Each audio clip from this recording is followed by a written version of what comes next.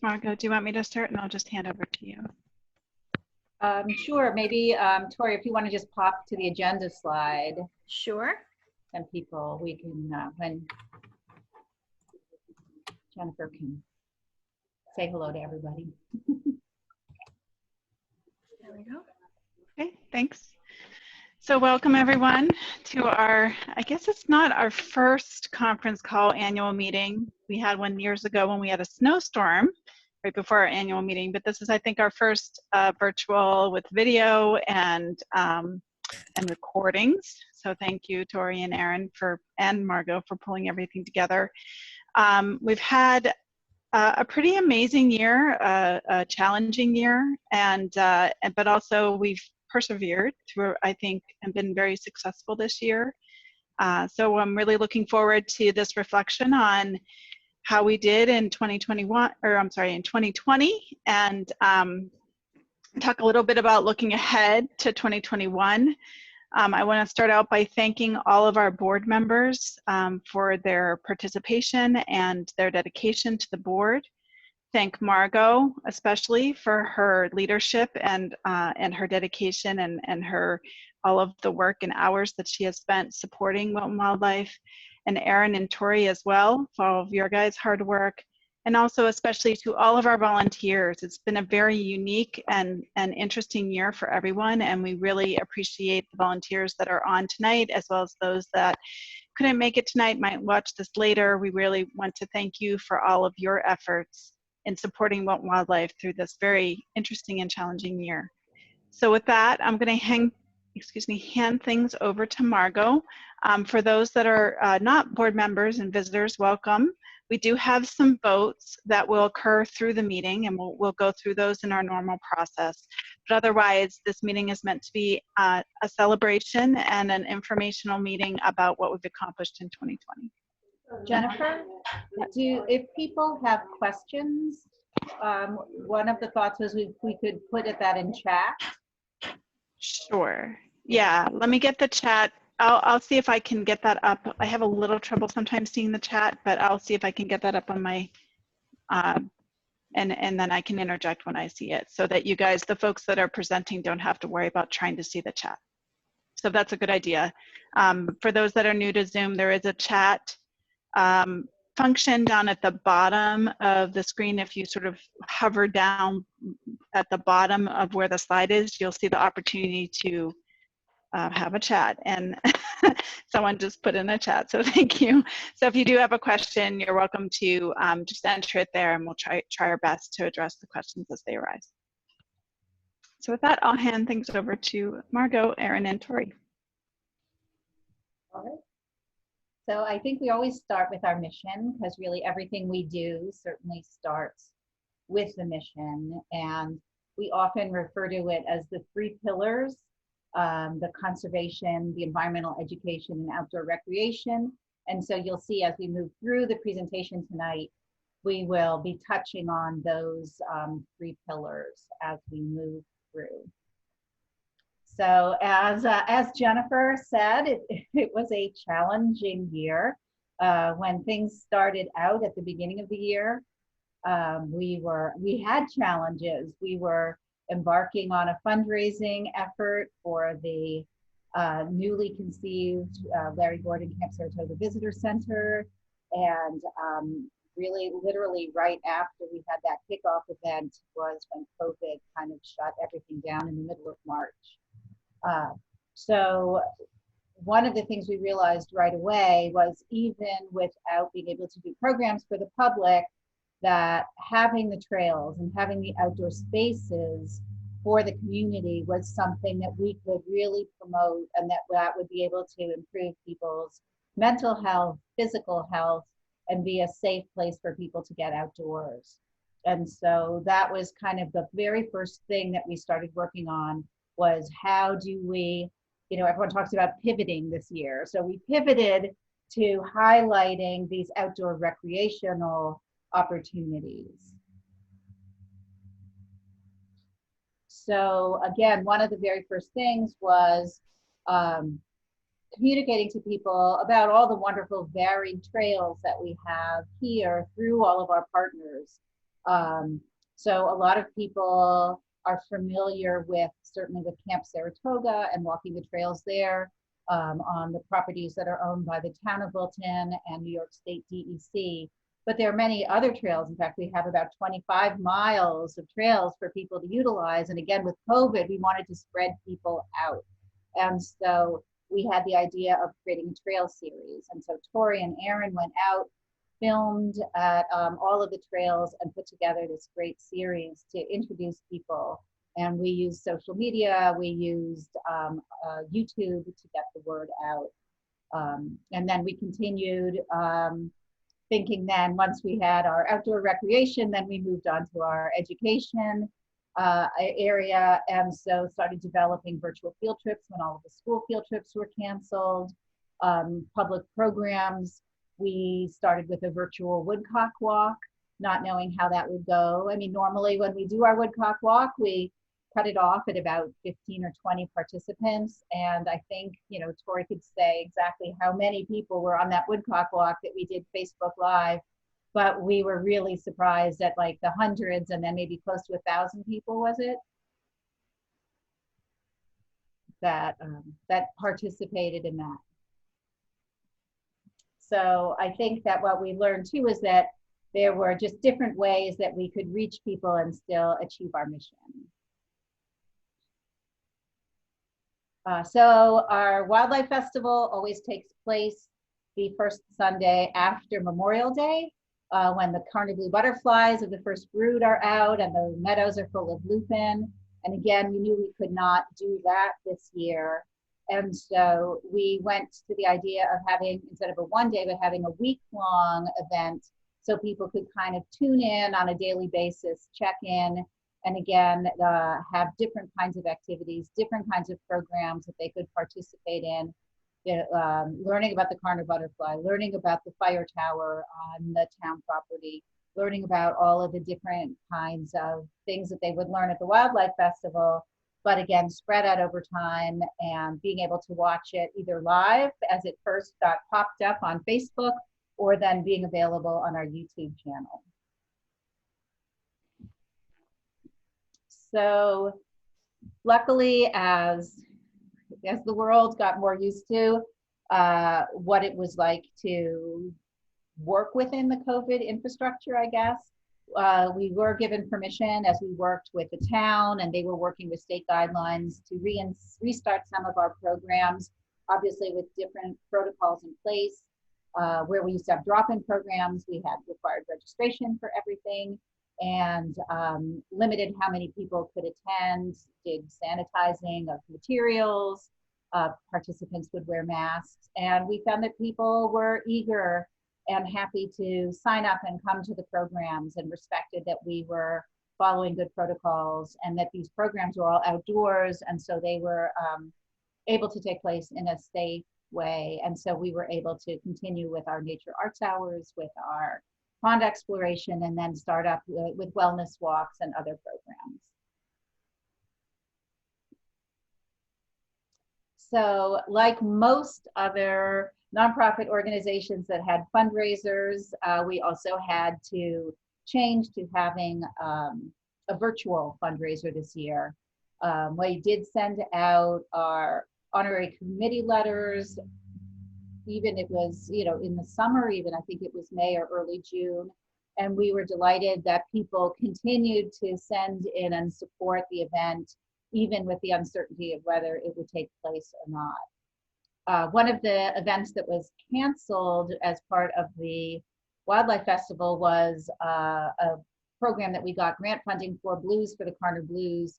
And that gave us an opportunity to reach out to Cafe Lena, and they actually partnered with us to broadcast our Wild About Blue fundraiser. And so again, we had all kinds of videos that we recorded, testimonials, educational pieces. And so we had a Wild About Blue weekend instead of just a one day, a one evening event. And so you can see, you know, we had, we did a Thursday kickoff. We had Friday and Saturday where we posted different videos. And then on Sunday, we wrapped it up. So we had actually two broadcasts and for the two different music performances. And so we had people watch all of those different things. And so that was very rewarding. And we were able to do the online auction instead of the silent auction. And instead of reaching out to businesses in the community to donate, because we didn't want to ask local businesses that were already stressed, we asked our volunteers, we asked our board members, and they all donated some really unique and wonderful things, which made the auction successful to help raise the money that we need from that event.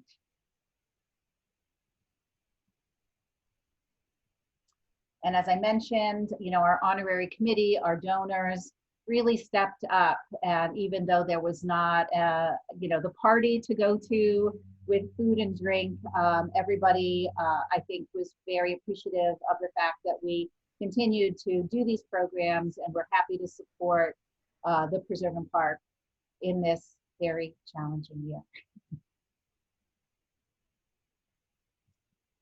So I just wanted, these graphs kind of show you a little bit. We were concerned that maybe we wouldn't raise the funds that we needed, but even though the first graph shows that it was down a little bit from previous years, if you look at the net income, because we weren't paying Saratoga National for the catering services, they actually almost made the same amount that we have made in the past years, which is very important to meeting our fund needs, which Bob will tell you about when we get to the financial reports. So I'm going to pass on now to our volunteer coordinator, Erin McCabe, and she will do the next few slides. Thanks, Erin. Yeah, thanks, Margot. Hi, everyone. So although 2020 was not an easy year for volunteers to get together and to address all the problems that were on our list, we still managed to get a lot done, a very impressive amount. So during this year, volunteers propelled our organization in numerous ways, ranging from leading walks, assisting with public programs, both in school and out of school. We did have a few programs before the shutdown, so those are the ones I'm referring to. But mainly volunteers stayed vigilant when it came to staying active on the trails and keeping the trails maintained and clean of litter and storm debris. Due to the pandemic, we did see a huge uptick in the amount of people that have been visiting the Preserve and Park, which is great. But unfortunately, along with that, we did see an uptick in how much litter we were finding on the trails or in the parking areas. So one way that we've been able to mitigate that problem is by our volunteers who are out there every day helping keep the trails beautiful and pristine the way they are. So big thank you to them. Other ways that people stayed busy was the numerous times that we went out picking butterfly milkweed seeds or New Jersey tea seeds, and then subsequently cleaning them for the DEC. So we were able to still meet in certain ways and propel our mission forward. If you can switch to the next slide, Tori. Thanks. So like I said, a major way that people stayed busy was through conservation work, in addition to the various citizen science projects that we had going on this year. Two of the main ones were the American Woodcock Survey and Frog Watch USA. We had a lot of volunteers participate in both of those surveys, and it was an activity where you could do it solo, or you could socially distance. So it was a great way to still stay involved, and it's really valuable information for these organizations to get. So if that is something that kind of sounds like fun to you, please let me know. We do have these programs every year, and we do intend to have them again in this upcoming year. Another big win for us in terms of conservation work and projects was that we were able to address the presence of the water chestnut in Delagan Pond. water chestnut is an invasive species. So along with the help of Capital Region PRISM, also known as Partnership for Regional Invasive Species Management, their team was able to come to us, and we hosted 2 pulling events where we used canoes, pictured here in the slide, to go out into the pond and to get that water chestnut and pick it out before the seeds had dropped, hoping that there'll be less of it next year. This will be a reoccurring project over the next few years to fully exterminate the problem, but both PRISM and Wilton Wildlife Preserve and Park are confident that we're going to get the job done, and we're really excited to embark on that journey. How many pounds did you pull out of the pond? Oh, Tori, how much was it? Like 1,500? It was 1,500 pounds of water Yeah. chestnuts that we pulled. It was a lot.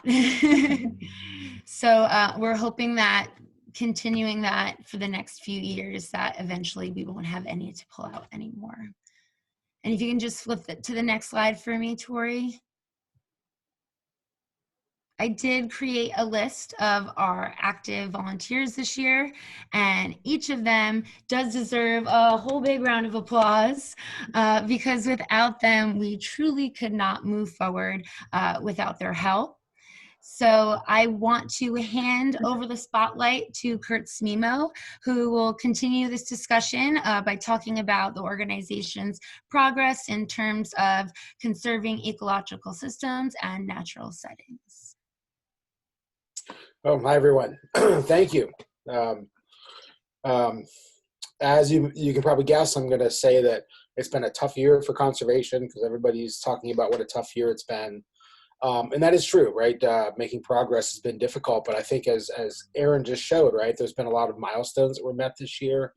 A lot of progress was met regardless of the challenges in terms of habitat, trying to conserve habitat for the Carn blue butterfly. And we'll talk about that a little bit in a minute too, and the fact that we're actually growing that habitat. Tori, you want to give me the next slide? Yeah, so it was tough all around, right? So the DEC, the Department of Environmental Conservation, also had difficult times because of access to vehicles, right? They couldn't drive up here very often. They couldn't hire interns this year. But there was still some significant work done to complete the Fox parcel and the trails and the habitat restoration there. If anybody's walked out there, it's beautiful. I know that Kathy's she'd like to see the plantings go a little better. They did in April this year when they tried to replant after creating the new habitat.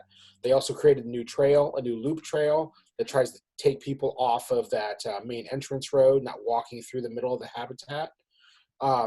And there's crabgrass and things coming in, but it looks really nice. Matter of fact, I for myself teaching environmental science at Skidmore, I wasn't able to take students out, and I spent a significant amount of time actually in the Fox parcel talking about soils and habitat and the Pine Barrens, just to show them, because it's such a fantastic place to really demonstrate what a unique habitat we have around here. So it is good that the DEC was able to get in there and finish that up, which is, well, it's not finished, nothing's ever finished, but they were in there in April. Next slide, please. Yeah, so they worked on that 15 acres. In the fall, they were able to get a lot of their mowing done by November, and a lot of the established habitat and a lot of the brush was removed. They did a pheasant release at Old Gick for youth hunting. Yay for pheasant. So we got that going on there now. And of course, we've had storms in the last couple of years have been pretty extensive.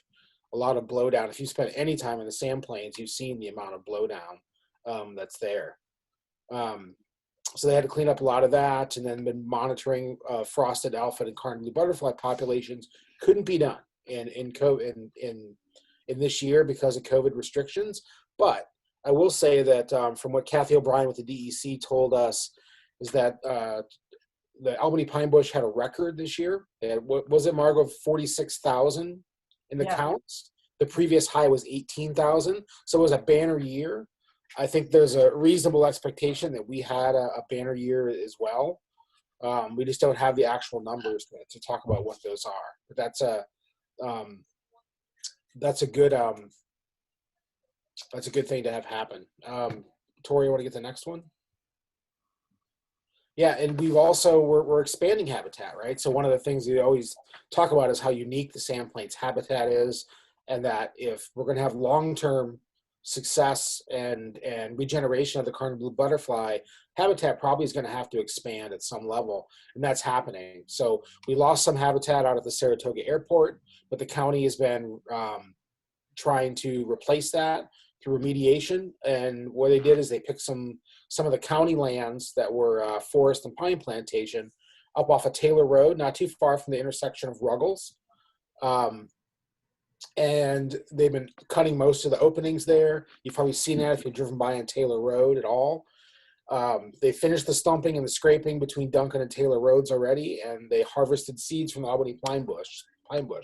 So once next year, once they get the trails established, they can actually do some planting in there, which should be nice. You can't really tell from the maps here, right, that shows the green areas, that's Saratoga County. But if we go to the next slide, we can zoom in a little bit, and you can see where those two parcels are. You can see on the right of the map right here in red, the red circled areas or outlined areas are those two habitats that are now being turned into cardinal blue habitat. So that's another good thing, right? It takes our core areas, as you can see, with the blue and the orange and the green, and starts expanding the footprint of that. Hey, Kurt, may I interject for a moment? You bet.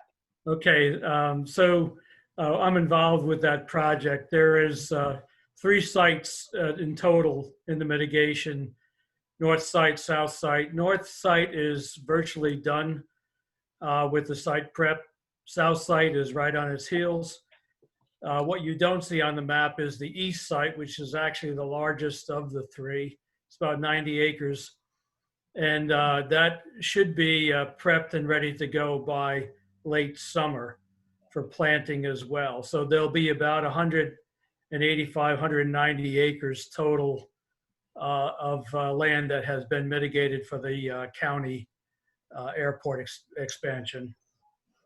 Bob, we don't know much about the trail system they're planning for there. Is it going to connect all 3 sites? I think that's the plan, although I have not seen a map or a proposal for how they're going to do that, but that is one of the discussions been taking place. When we wrote a letter of support to the county for the airport project, we put in that that the recreational trails were a component that was important for us for the project. So just like at all of the other habitats that we have that have trails that go around the habitat areas, you know, whether it's at Camp Saratoga or Old Gick Farm or the Fox Parcel, you know, there's no reason why, again, they need access for their mowing and for the other work that they do there. So those kinds of trails that we see in the other places in the protected lands will also be seen, hopefully. That was the plan for this airport mitigation area on the county forest land. Okay. Yeah. So that's excellent news in terms from the habitat perspective. If we can go to the next slide, we'll talk about a little bit more habitat as well. So in case anybody here doesn't know, the Open Space Institute acquired the Smith Farm property, which is just northeast of Myrtle Lake State Park at the Big Bend there in the Hudson River. And that area now is also, which was originally sand plain habitat, is being restored. If you've driven by there at all, you should. If you're going up to Myrtle Lake, go check it out. It's really cool. It looks really, really nice. They're actually, I think, planning on using fire there to try to manage it. It's expected to support a lot of butterflies, 3,000. I would expect probably more. So this is really good news. We go to the next slide as well.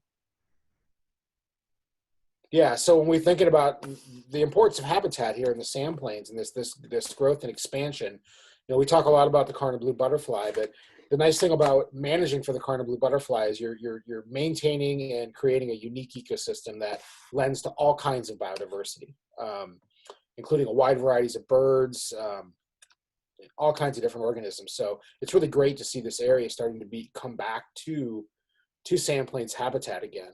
And I think for people that are going to be up there at Myrtle Lake, maybe they can see this and increase their interest potentially in the greater part of the Wilton Wildlife Park and Preserve that they maybe not be aware of at this point. So that's good news. 2020 may have been a dumpster fire for the rest of us, but it seems like it wasn't so bad for the Carner Blue butterfly, right? Something's actually improving for the Carner Blue. I think that's it, right, Tori? Yes. Yes, it is. Okay. Okay, hi everyone. My name is Tori. I am the education coordinator for Wilton Wildlife Preserve and Park. This has been a great year for Erin and I because this is our first full year in our positions as education coordinator for myself and stewardship and volunteer coordinator for Erin. Of course, both of us have worked together this year as environmental educators, and we work together to create educational programming and present this programming to the community, whether that be public programs or in schools. So we were lucky to work together on that. And I think I can speak on behalf of both of us to say that we're incredibly grateful for our positions, and we are so excited to work again next year for 2021 and produce more programs for the public and for students. Yes, definitely we are. So we haven't done this alone. We have had a lot of help this year. We were able to take on 10 different interns from the spring semester for college students up until now. So in the spring, we were able to have Katie, Brandon, and Isabel, and they were working from Skidmore College. And at Skidmore College, working with Skidmore College, we were able to have them create and improve and perform educational programming for after-school programs or public programs. Unfortunately, at the end of their internships, they had to go home because of the COVID outbreak, and they were still able to continue until the very end working on some educational programming for us. So we were grateful for them with that. During the summer season, things were still slow moving and not open yet. So we were able to have 5 different interns during the summer season, and they all worked on very large projects for us. So we're grateful for them. We had Erica, Natalie, Ellie, Mia, and Emily, and all of them were able to work on different projects for us. We were able to revamp our BOCES programs, create educational flyers, work on some secret projects that we haven't brought out to the public yet. And we were also able to translate a lot of our brochures and educational flyers into Spanish. So we're trying to reach out to new communities and be able to present materials to them as well. So we were lucky to have them for that, and they were able to work remote for us. So we were able to work with students all the way out in Maine. So it was great for us to work with them. And then lastly, during the fall season, Lauren was able to finish up her internship this week, and she did a lot of different educational programs for us. She helped us improve our programs and present a lot of programs for us because we did have very packed programs this summer as COVID has closed down a lot of different extracurricular activities and things for people to attend. We've seen a larger attendance in our programs, and Lauren was a huge help in being able to allow us to present those programs to the public as well. And she was able to provide something new that we weren't able to do at Wilton Wildlife before, which was yoga. So we were able to have yoga programs because of Lauren. And lastly, we have Amelie, and she is a high school intern. She's working from Saratoga High School, and she'll be working with Erin and I closely on doing some trail maintenance, assisting with public programs, and social media. So we had a lot of help. It wasn't just Erin and I, and we're really grateful for all the work that they've done for us this year. It was a huge help. So before things ended up slowing down for us, or not slowing down, but before things were closing down, we were able to do a few in-classroom programs. So we were able to teach to Project Lift, and that is with Franklin Community Center. We were able to attend a couple different schools and teach programs on freshwater food webs. So the kids loved those programs. We do have 2 new animals this year. We have 2 African clawed-foot frogs, and we were able to create new programming based on our new animals that we have for our programming. So we were able to do that. Unfortunately, we weren't able to finish all of the programs, but we were still lucky enough to get into a few classrooms. And as of right now, we are continuing a relationship with the Charlton School in Burnt Hills. And they are a school for all girls, high school girls. Each month we're going and creating new programming, whether that be programs on wildlife or crafts or other different examples as well. And we were able to go there once a month and teach to those students. So we're glad that we have a new relationship with the Charlton School, and we're glad to keep that coming. So before we ended up closing down, we were able in January to provide a couple programs. We had outdoor discovery walks, and we were able to do owl prowls with the library. And owl prowls are, if you don't know, those are walks that we lead at nighttime. We talk about the different adaptations of owls, and we get to take people out on snowshoes, and they get to learn all about owls and look and listen for the things that we just learned about. So we were lucky enough to be able to do all of those before things ended up shutting down for us. And we, as we were able to open up in the late summer, we were able to provide a bunch of different programs as well, including yoga at Delegan Pond. Thank you, Lauren. Preschool nature hours we are continuing to do. Summer and nature craft hours we were having as well, along with our discovery walks. So that includes the fall and the winter discovery walks that we were able to lead. And I believe we were able to lead one in late summer as well. And those programs we were lucky enough to have very packed. We did have limitations for COVID as far as how many people could attend these programs, wearing masks and being able to keep appropriate distance from each other. So we did have those restraints, and still we were able to have a very good attendance with a maximum of 20 people. But usually we found that those public programs were pretty full, almost to the max, if not to the max. So we were lucky enough to provide some sort of opportunity in outdoor education for people while COVID is still a thing. We were also able to collaborate in the January and February with the Saratoga Public Library. And we were able to do those owl prowls that I spoke of and an animal tracking program in Congress Park. So we were able to bring snowshoes and teach kids about the animal tracks that we could find.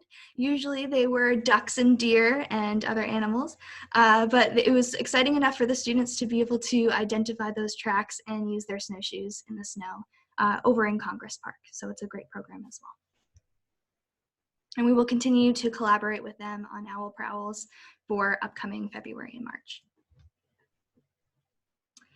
Now, normally we have ourselves very busy in late May, early June with our field trips for a bunch of different schools in the area. However, because we ended up having to go, or schools ended up having to be virtual this year, we had to change the way that we looked at our programs as well. So instead of offering our Habitats of the Saratoga Sand Plains program, we were able to provide an educational opportunity from home. We created a 3-part video series on each of the habitats that we discuss in this program. That is the forest, the meadow, and the pond. We were able to teach them all about those habitats in the 3-part video series. It was very successful. We were received on YouTube about 4,600 views on all 3 of these videos. So students were able to experience the preserve even from home, and teachers gave us great feedback on it. So we're looking forward to working with them again this year. I have to click on that. Along with our classroom programs being virtual this year, we also had to adapt our after-school programming as well. We work very closely with BOCES, an after-school program, and during the summer and fall season, we were able to provide educational programming for them, and we were able to roll out a new program for them to learn. During the the summer season, we were able to present our Get Wild program, which talks about the unique wildlife and the habitats of the Saratoga Sand Plains. This year, thanks to Ellie and Natalie, we were able to provide a new program for BOCES, and that was Project Pollinator. And this was all about the importance of pollinators to the environment and specifically to the Saratoga Sand Plains, discussing things like endangered species and the Carner blue butterfly, how pollinators help us as well as the environment around us. So it was a great program. It ran really very well, and we are happy that we were able to provide that to students this year.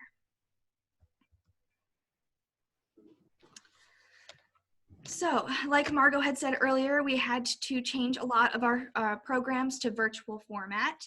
It didn't slow us down, despite all of the challenges that we had with COVID. Instead of offering these programs in person, we ended up offering a lot of programs on either Facebook Live or pre-recorded videos for the public, and they did very well. We're happy to say that our monarch walks, whether they were our pond discovery, we had woodcock walks, and turtle discovery programs, usually had double or if not more than the attendance that we would have had in in-person programs.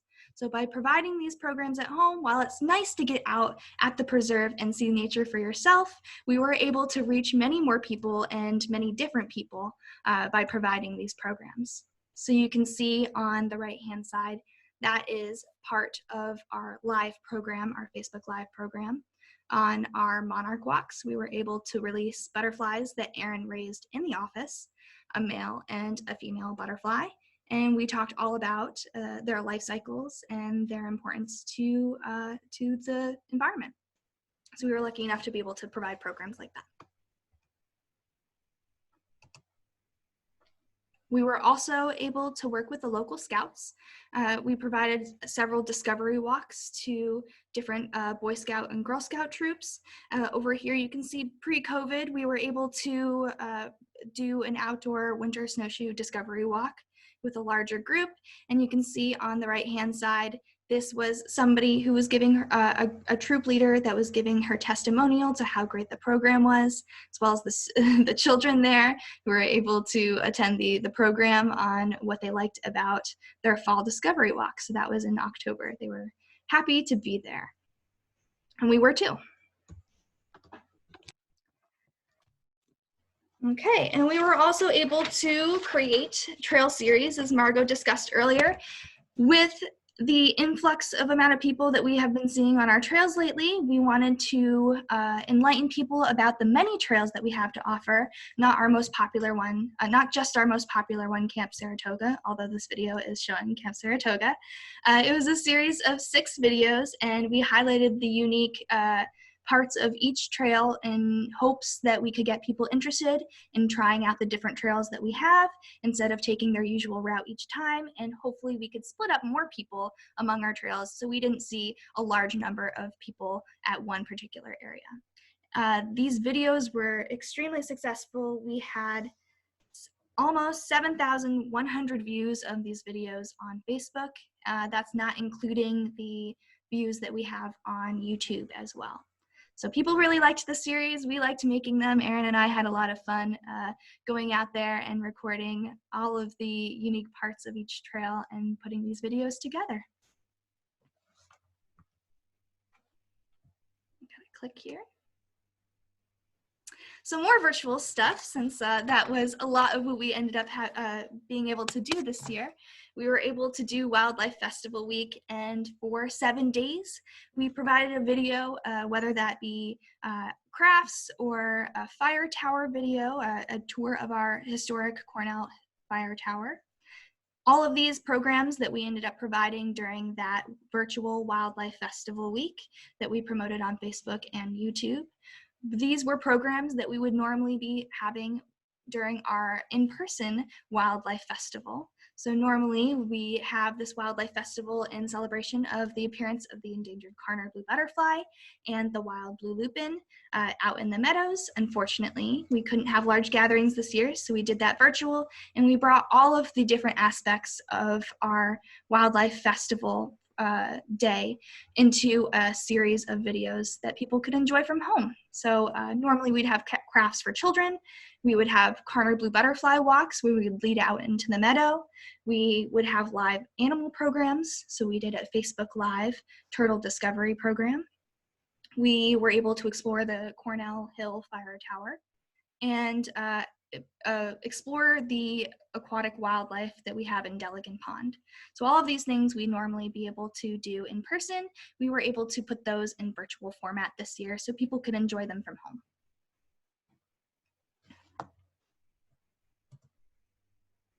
We were also able to provide our annual Earth Day essay contest. Here's just an example of what one kid wrote, but this year we had our theme as the climate crisis. So students got to write creatively on their concerns on the climate crisis or their personal solutions, what they think they could do to help the climate crisis and reduce their impact, their negative impact on the Earth.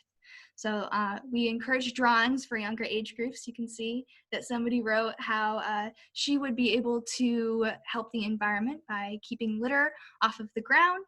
That's a great image that we had, and we loved reading them, and we were able to send out awards to students in elementary, upper and lower elementary, middle school, and high school. And of course, we had our Arts Council grant. So we were able to provide programs mostly in the fall, or if not, it was all in the fall, correct, Margot? So we were able to provide outdoor painting workshops in watercolor and acrylic, and they would be able to paint the scenery at Wilton Wildlife, whether that be in Delegan Pond or in the meadow habitat. We were able to provide all of those in the fall rather than splitting them up in the spring and the fall this year. And of course, for our Wild About Blue event, we had our live music portion of those 2 dates on Sunday and Friday. We did the bluegrass and blues for the Carner Blues. So that grant was able to provide those programs for us as well.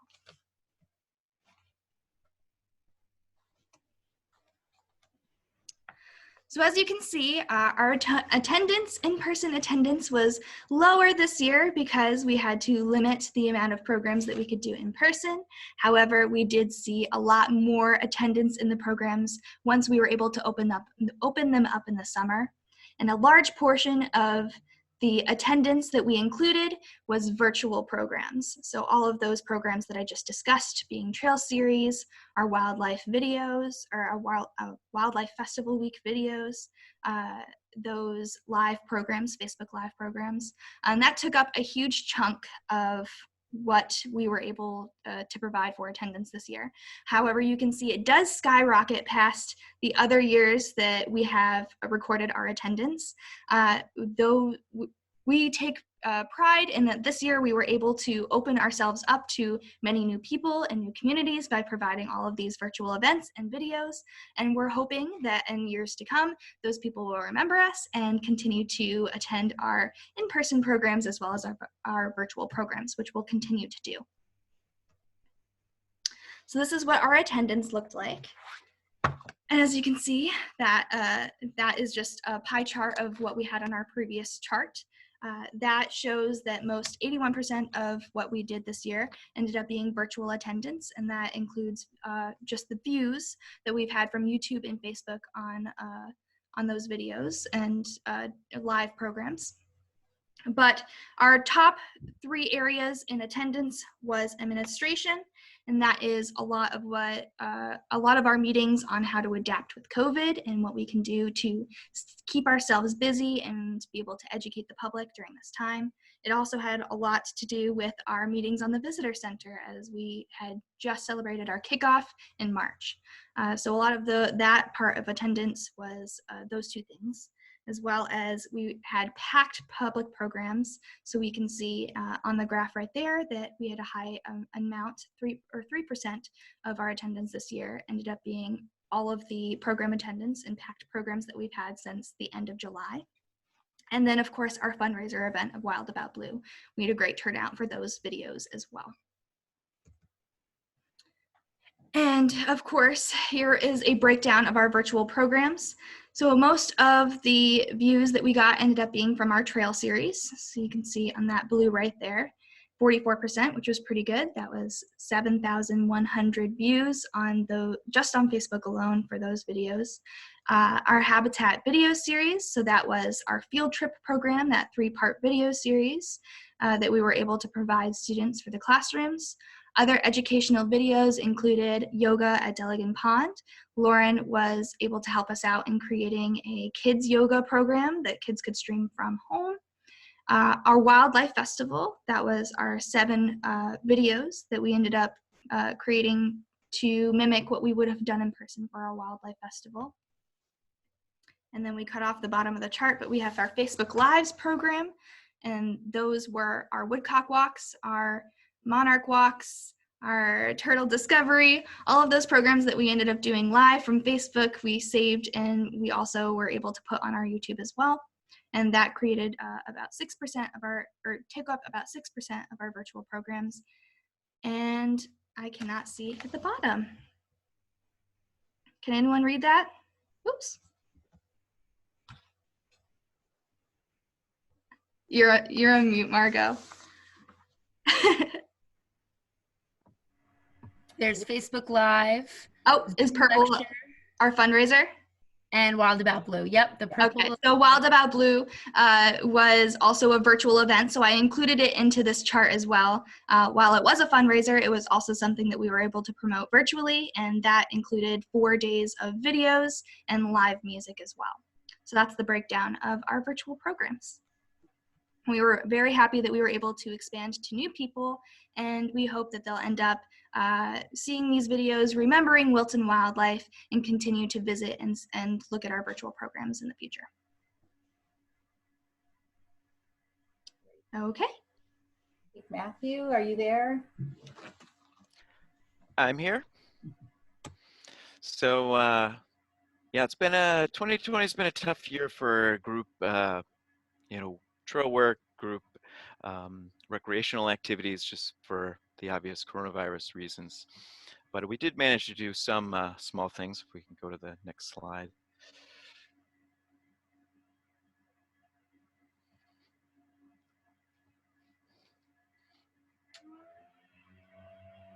There we go. And like I said, yeah, due to COVID-19, we could not complete as many projects as we'd have liked to, but our interns did do some things. They were doing some kiosk repairs, and they did some improve some trail markers at the town-owned Nealman parcel.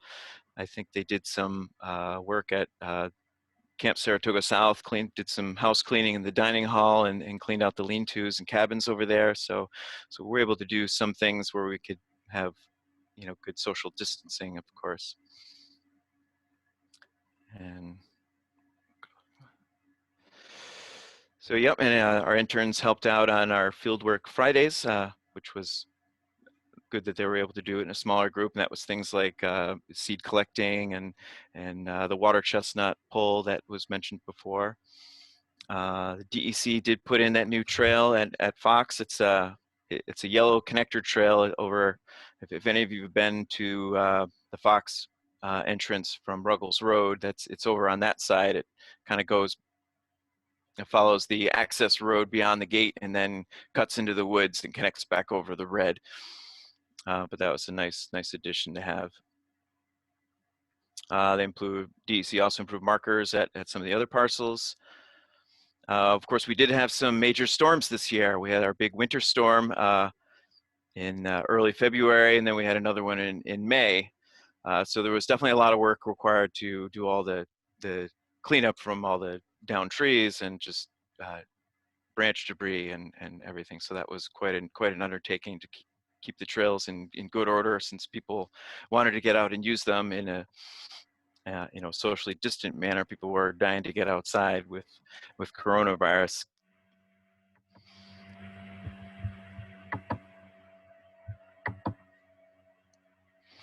So our trail stewards are they're volunteers, and they're an important part of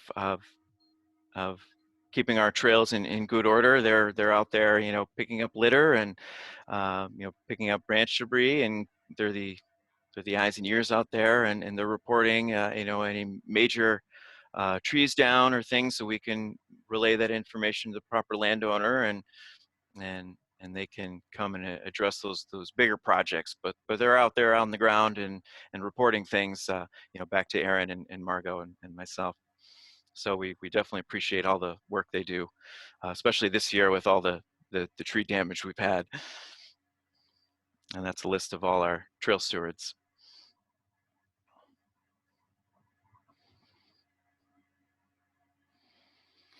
Yeah, so outdoor recreational experiences. We, you know, they're limited until we started creating programs again later in the year, when we could do you know, smaller groups and socially distant events, when we got permission to do that. So if you want to go to the next slide. Yes, unfortunately, the fire tower, it's hard to stay socially distant in a small cab on top of a tower. So we weren't able to get that open this year.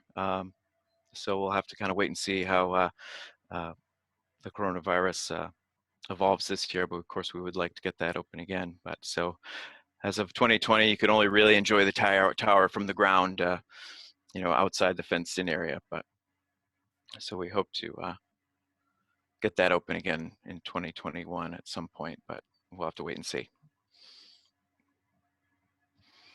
Wellness walks, yes, this is always a popular event for those who like to get out on the trails but don't want to walk alone and, you know, talk to some people. Of course, this happened before coronavirus happened. Of course, we were having these. You can see some of the snowshoe groups there, and then we just started those up again, I think in the summer, and you had to register, and we had to keep our groups small, and we had to wear masks and keep people socially distant. But it was nice to be able to start up that activity again, because I know a lot of people do enjoy that.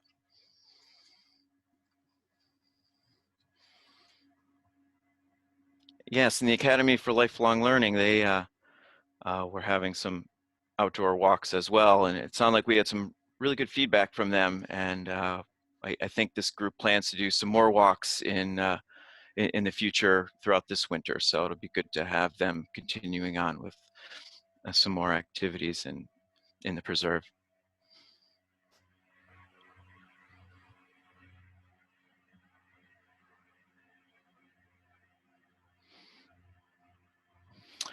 And yes, we were able to have the 8K snowshoe race this year, because that was in early February, and that was before coronavirus really had taken off. So yes, we did have it. Unfortunately, it was the day after the major winter snowstorm we had. So there were so many trees down. We actually had to change the course the morning of the event, and we ended up doing a much kind of modified course, because there was just so much tree damage. So we ended up doing like 4 loops around the habitat area using the red and blue trails. But it was good that we were still able to have it even with all the trees down, but it was still a nice event to have. And the Moonlight Ski and Snowshoe, of course, we had to cancel that in 2020 just because conditions weren't good. And unfortunately, it's not looking good this year either because of coronavirus. So, but hopefully we'll get some snow and people could still get out there on their own terms and get some skiing and snowshoeing in. We also did have, thinking back to this previous Striders slide, the Striders Camp Saratoga Trail Series, unfortunately, we were not able to have because of coronavirus. It just wasn't going to work out. So unfortunately, but we do hope to have that in some form in 2021 again.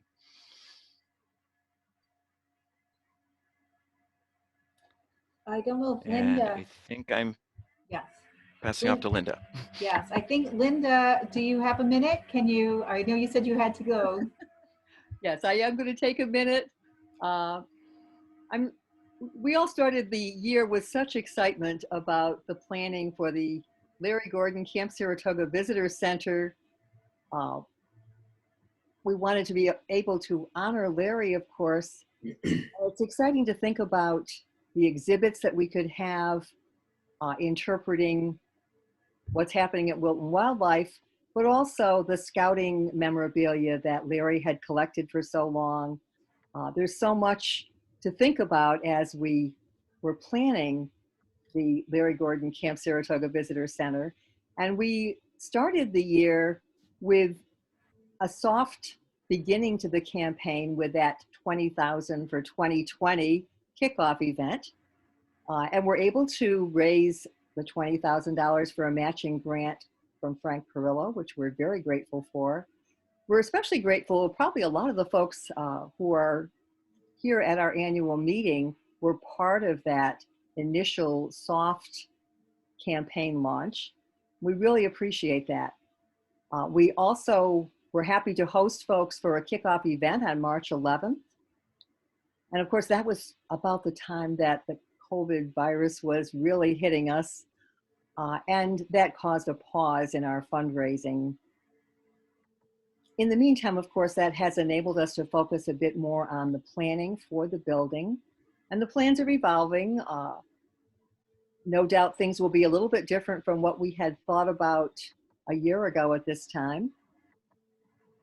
We have been working with getting some preliminary estimates for the building, and we're now focusing on the changing financial landscape and realizing the opportunity that we have to plan this in a way that will allow us to meet the needs, but also be particularly mindful of the limited resources at this point and how perhaps we can do some phasing in of some things and better use of the entire campus at the preserve. There are a lot of great possibilities and a lot more work to be done, a lot more planning to be done, but please stay tuned. We want everybody to be involved as we continue with the process, realizing that we may be paused for a bit in terms of the fundraising, but the planning will continue. Thanks so much. Thank you, Linda. All right, Bob. Yes, so good evening, everybody. So from a financial standpoint, 2020 has not been unkind to Wilton Wildlife Preserve and Park. We, on the financial end of things, did not have to do all the gyrations that the educational and recreational aspects of our organization had to adapt to and change. And from a number standpoint, 2020 actually is going to be a very solid year for us. That was mostly because our main financial or income source, which is the town, they honored their grant for the $90,000 for the fiscal year 2020. And a lot of our expenses that we did not incur offset the fact that we did not have income attached to those. So all in all, 2020 was actually trending right along very well, really until mid-October, and we all celebrated a wonderful Wild About Blue event.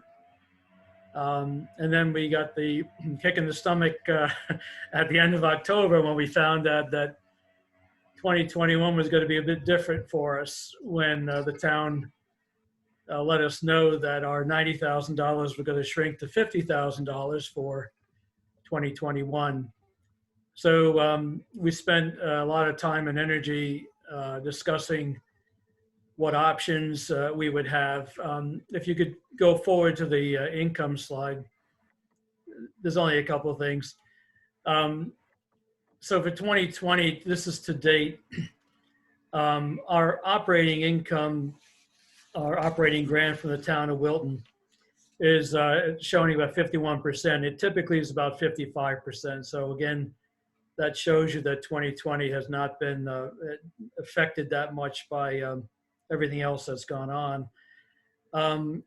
Wild About Blue probably is maybe very so slightly lower as a percentage, but the big plus that we had this year was the PPP grant, which I think was $22,900.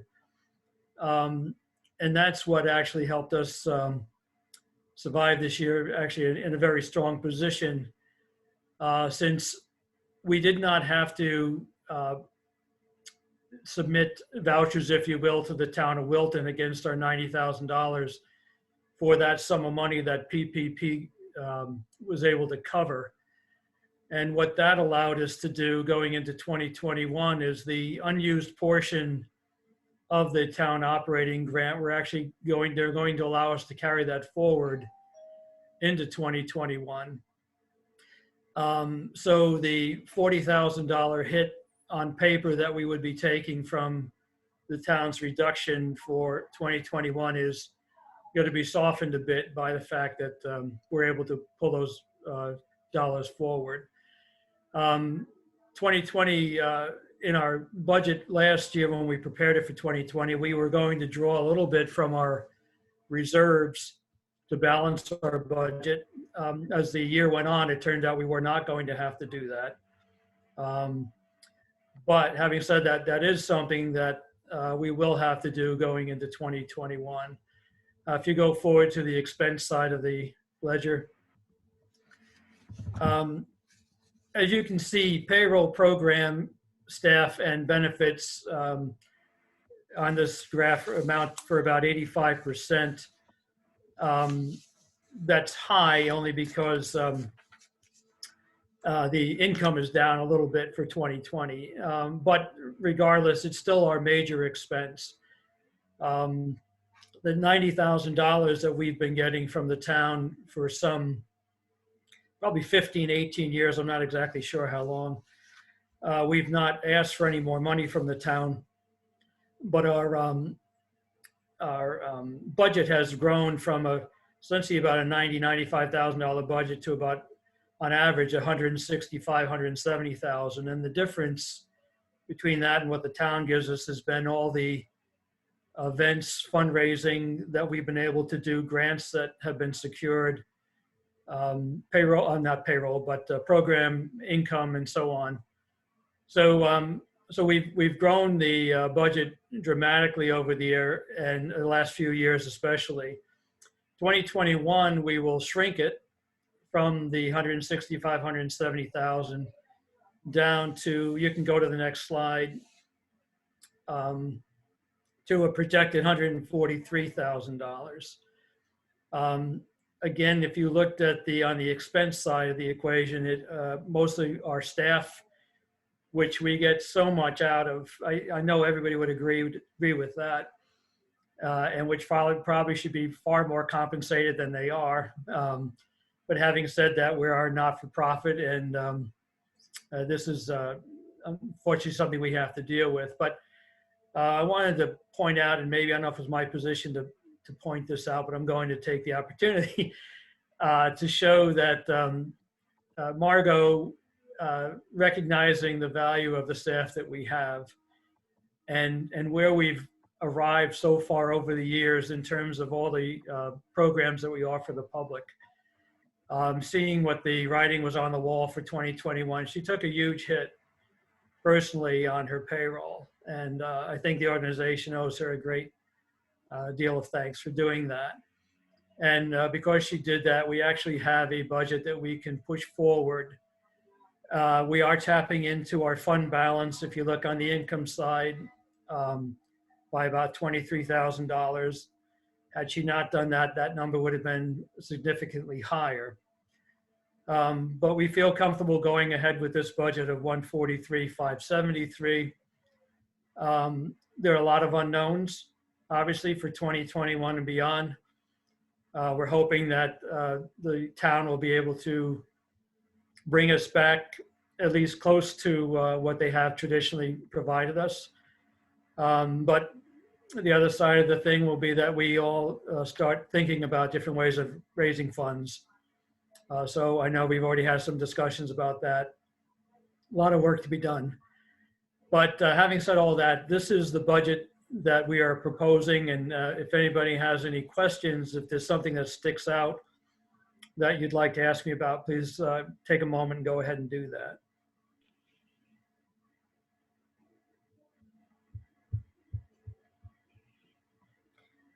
Okay, so I'm not hearing anything. So I'm going to ask now, this is one of the times we have to vote. I'm going to ask for a motion from the board members to accept this 2021 draft as our budget for calendar year 2021. Also move. Bob, you, I'll second. okay. We have a motion and a second. Jennifer, how would you like to do this? We just Okay. want to step in and take over on this now? Yeah, I can do that. So just, I think it's Marnie. I believe that was Bob Lippman who motioned and Yeah. Matthew who seconded. I So what we second, need to do is, this is a little unique. So Marnie, for the notes, although Linda was here initially, she's not here for the vote, so she'll have to be marked as absent. And Caroline is also absent. I believe we have all of our other board members. Yeah, Ryan's here too. So what we need is for all the board members to unmute yourselves. I'll give you a second to do that. Those that are not board members, we'd ask that you not respond, just for matter of record. And I guess, Marnie, we should also note that there is a quorum, so we can have this vote. So we only have 2 absences. So we have a motion on the floor that's been seconded. All those in favor? Aye. Aye. Any opposed? Any abstentions? Okay, so with that, we've passed our proposed budget for 2021. Thank you, Bob. And thank you to the board members for helping us do that.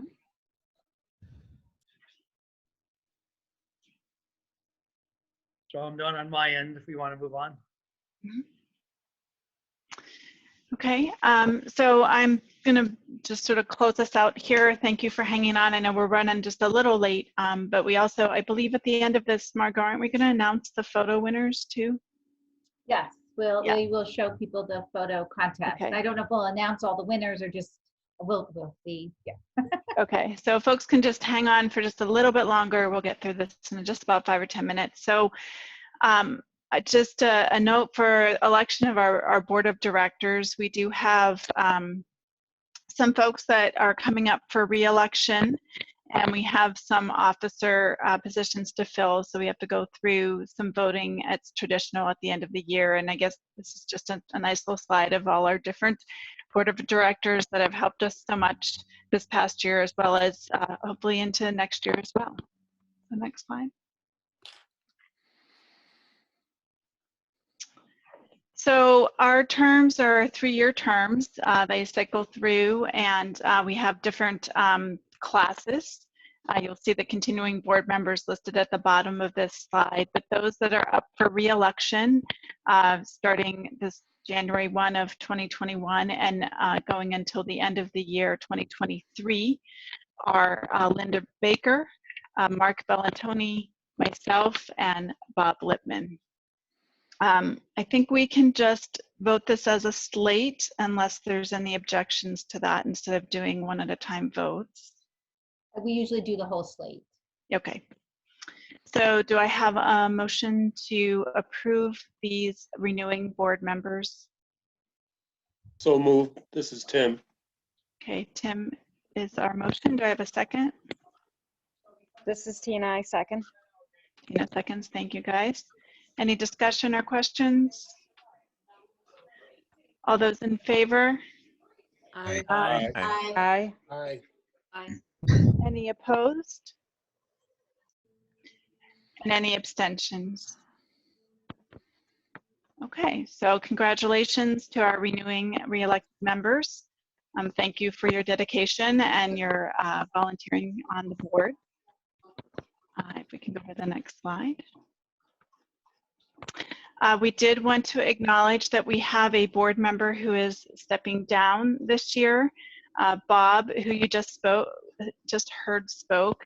He's been our treasurer for many years. He's been a board member for 18 years, and we are forever grateful for all of his work and dedication and just everything that he's done for the board. He's been on the town board as well, and has really been a strong advocate for Wilton Wildlife Preserve. And so we're so Sad to see him go, but been very, very grateful for all of his efforts.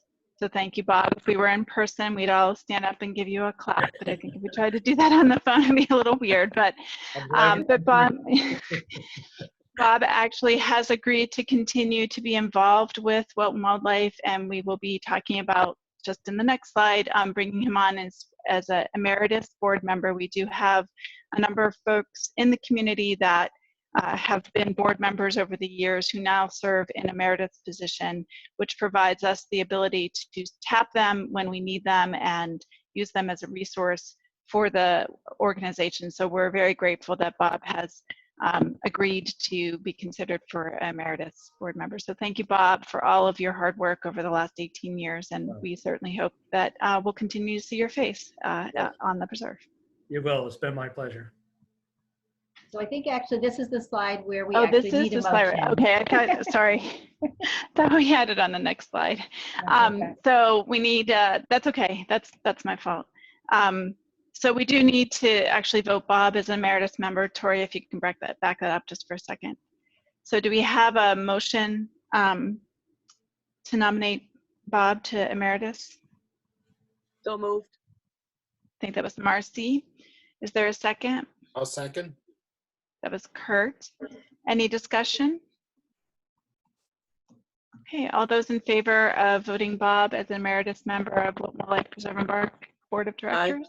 Aye. Aye. Aye. Any opposed? Any abstentions? I'll abstain. So Bob abstained. Okay, great, thank you. Next slide. And so the final vote of the night is to vote in our slate of officers. We do have a few changes to our executive committee. I will be continuing, well, as long as you guys vote me in, I'll be continuing as chair, at least that's the current proposal. Our executive committee also has a term of 3 years. Matthew Mizek has very generously offered to serve as our executive vice chair. I'm super excited to have him as our vice chair position. We're also very lucky to have 2 people willing to serve as our co-secretaries. Oh, you know what? We forgot Margot. I know we did. Mm. We can do it. We'll do the slate and then we'll vote on the wording and then it'll be fine. Do it backwards. Okay. Just finish going through the slate and we'll. Okay, and then we'll vote on the, okay. No, we'll vote on them. Yeah, sorry.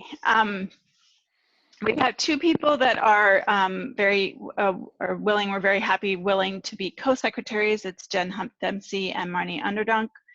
And then finally, Mark Bellantoni is proposed to step in as in Bob's place as our treasurer. In order to have this vote, we actually need to vote on the change in our bylaws to allow co-officers. Do we have a slide for that, Margot? Did I just completely forget that? No, I forgot to put it in the slide. Okay. So it was the language was sent to the board. So so if we can just make a motion that that the language that people were sent is the language that will be the. Is that okay to do? I can look it up. I have it, and I'll just make the motion. I know I'm the chairperson, but I think that's still legal. So I will move to add a sentence to Article 4, Section 1 of Wilton Wildlife Preserve and Parks bylaws. And the sentence would read, 2 persons may serve as co-officers, sharing the duties of an officer position. Do I have a I'll second? Ryan, second. Ryan, second in that. Are there any questions or discussion on that? Okay. All those in favor with that adjustment to our bylaws? Aye. Aye. Aye. Any opposed? And any abstentions?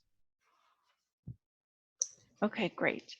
So now we can legally have this vote since we do have co-secretaries here. So do I have a motion on the floor for the officers? This is Tina, I motion. Tina motions to approve the officers as shown here on the slide. Any second? I'll second. Oh, wait, I probably shouldn't since I'm on the slate. Go ahead. There's someone that's It's not Tim, on. I'll second. Okay, Tim second. Any discussion or questions? All those in favor? Aye. Aye. Aye. Aye. Any opposed? And any abstentions? Okay. Thank you, and thank you to all of you that are not board members that hung on through that. That's just something we have to get through logistically for the minutes and for our bylaws.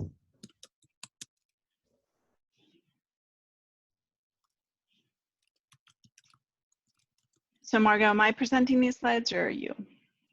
That was you with looking Yes. ahead, but we can, it's certainly, I think we've already talked some. I know that Bob has presented some of the budget and some of the challenges in 2021. So anything else that you would like to add, Jennifer? Sure. I think I can just, just to close out, we really appreciate everyone and their dedication. And we do have, as Bob mentioned, a challenging year ahead of us in 2021. We are going to have to double our efforts on fundraising with the reduction in our grant from the town. But we know we can do it. And I think that this organization is an amazing organization of a lot of diverse and energetic people.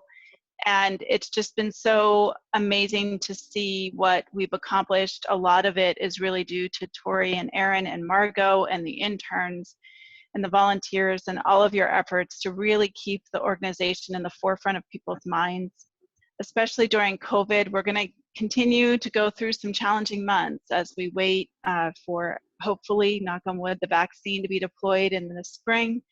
And it gets so important for us to have the outlet of the preserve to go to and experience nature and get outside and get out of our houses and get out from in front of our computers. And so I can't thank you guys enough for all of your dedication. And we hope that you will, stay with us through 2021. And I also want to mention, Ray O'Connor was on the call for a bit and he had to step off, but I do want to mention, the town did have to reduce our grant, but they are still an extremely important partner to us. They still provide a significant grant for our operation. They provide our office, they maintain that office, and they really do support Wildlife Preserve and Parks. So we do thank them for their partnership, as well as our other partners that I think we need to mention: the County of Saratoga, the DEC, and the Nature Conservancy. So all of our work wouldn't be possible without those partnerships. And so we're thankful to the partners and hope that we will continue to see us grow as best we can in 2021. So with that, I guess we're going to look at some photos. And we usually have cookies, but everyone can go have some cookies on their own, I guess, after our meeting. So I think Tori's going to switch her screen share now to the gallery. Is that correct, Tori? Yes. First, I didn't know if you would like me to announce the winners, since we have a lot of people on here that were in the photography show. Sure, that would be great.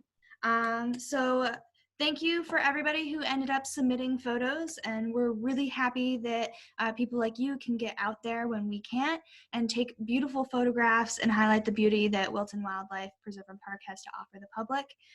So we have awarded in several categories for people who have done exceptionally well. Although we love all photos, we had to choose just 9 awards, and so these go in the following categories. So best in show, we had Incredible Indigo by Valerie Roof. So thank you very much for that one. It was a gorgeous photo. We loved it. It looks like, Valerie, you're here on the call. Thank you for your beautiful photo. Are you going to share them? We're going to go into the gallery next. Yep. Oh, So okay. I will take you on a little tour of our gallery. So if you want to, well, can you talk while you're in the gallery? I can. Yeah, let me share that for you. There you go. Even though it's nice to see all your faces. It'll add context. Let me escape from that. Let me get out of this. Not sure how to get out of this. And once again, the judge for the photo contest Eric Avery is one of our volunteers, and he's a wonderful photographer. He's led photography walks for us in the past. He's entered photos in the past. And so he has moved over from entering photos in the show to being the photography show judge. So I guess I will also just say, if you click on the link that we provided, it'll take you to this type of format. I can do a little bit more because I'm an editor on this, but if you click present, it'll take you to the main slide, and then you can click enter, and it'll take you into our gallery. So that's how it's set up. You can move next to next room and to previous room, and you can also click on the photos to learn more about them and their awards, and click back when you're done. So you can move about around the gallery and be able to see other photos in more detail. So this was our award winner, Incredible Indigo by Valerie Roos. So thank you very much. That was a great one. I'm just going to go through these quickly because I know, we are over an hour. So I'm going to just list those who won. If you want to just go through the rooms and click on the winners. Yeah, I can do that. So for Best in Winter, or Best Nature in Winter, we had After the Ice Storm by Richard Pine. So thank you for that great photo. Richard, are you still with us? You're still on the call, right? I think I saw. Hi, Richard. Great photo. Hi. Thank you. Thanks. Okay, continuing on. For Best Under 13, we had a Pileated Woodpecker Party by Hannah Ashdown. It is great that you were able to get a photo of 2 pileated woodpeckers, not just one, and it's in great focus. So thank you for that photo. And continuing on. For Best Animal Shot, we had the male merganser on Delegan Pond by Wayne Jones. That was a great photo. Thank you very much. And this one didn't fit a category, but we loved it so much, and our judge, Eric Avery, really liked this photo as well. So we gave this one Judge's Choice. It's Fiddleheads, and I'm sorry if I pronounce your name wrong, Michael Winnick. And Michael, are you still here? I saw he was on the call earlier. Yes, he's there. Great. So thank you so much for that photo as well. And then for our Best Wildflower Shot, that's Daisies Galore by Ronald Harrower. I'm sorry if I pronounce your names wrong. Continuing on. Best in Conservation, we had Meadow by Cerise Olson. It was nice that we could get multiple. I recused myself. I had nothing to do with it.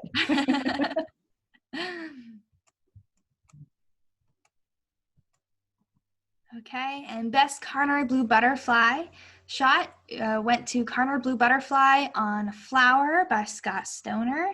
Great photo, great detail. I like that you can see his little proboscis dipping into the flower as well. It's very cool. Thank you. And then last but not least, for Best Nature in Autumn, we had Into the Forest at Updell Farm by Laura Sterling. And I know that there were some of the other photographers who were also here at the meeting, on the call. Thank you so much for submitting. Please take the time, everybody, to go into this very cool online gallery that Tori was able to set up, and really take the time to look at all of the beautiful photographs that were submitted. So, it's just amazing how many beautiful and diverse photos you can take in one place year after year after year. So it's really great. Thank you. So, this is what the photo area of the new visitor center will look like when it's built. So. I don't know. It's a little sterile for me. One bench right in the middle of the room. That's it. So I guess, thank you everybody for coming to our annual meeting. Thank you for putting up with all of the, the technical and Zoom issues with doing it like this. So I feel there's some pluses and minuses to all this technology, but it's certainly all this technology has allowed us really to continue this year. And you know, all in all, it's been a good year. It's been a good year, and we're looking forward to what next year brings. So thank again all of you on the call, all of you wonderful board members, volunteers, people who participated in programs. We couldn't do it without you. So thank you. Thank you, everyone. Thank you. Yeah, really. And happy holidays to everybody. Yes. Well, Likewise. all Good right. night. And with that, I'm stopping recording.